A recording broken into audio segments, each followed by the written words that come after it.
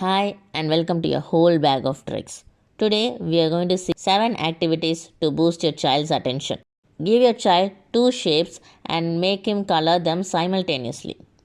All the activities given in this list are specifically made simpler to create and execute.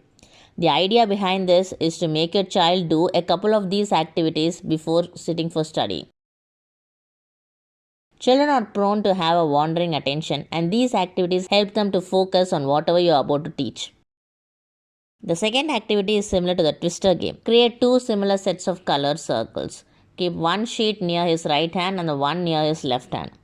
Write down the color names in a separate piece of paper. When you place a specific color name on the image near the right hand, the child has to point the color with his right finger.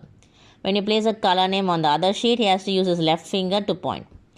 Change the color names randomly and the child has to move the fingers accordingly. Slowly increase the speed of changing colors, or you can also show the color name for a second or two. Place the sheet upside down and the child has to recreate it from the memory.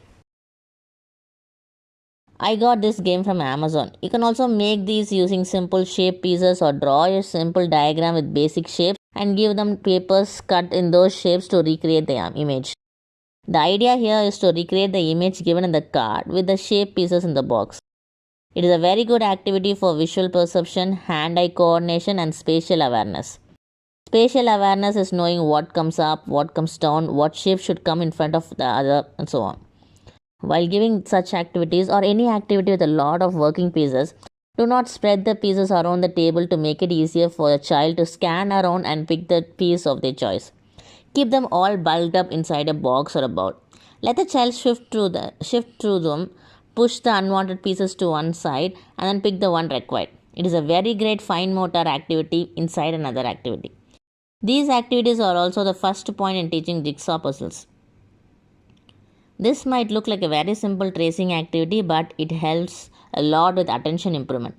Give 2 identical shapes and ask your child to trace along the line with both the hands simultaneously. You can make the child trace it faster as he gets better at it. It is derived from one of the basic brain gym activities called Lazy 8. Just Google as Lazy 8 brain gym activity and check it yourself. Cat hill.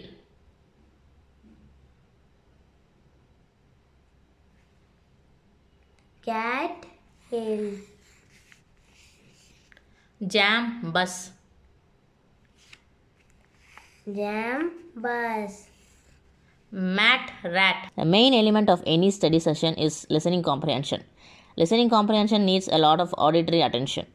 This grid game helps your child to listen to your sentence, understand it, and execute it. The idea behind this is to create a grid of random words and call out 2 or 3 words together, and the child has to identify those words from the grid and circle them in the same order.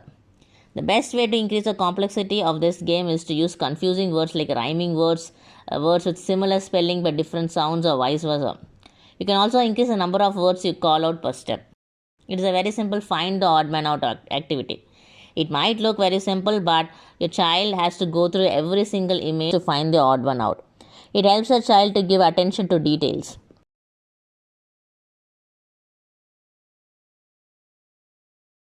It's a memory game. Make a pattern with blocks, sheets, or objects lying around and cover it up.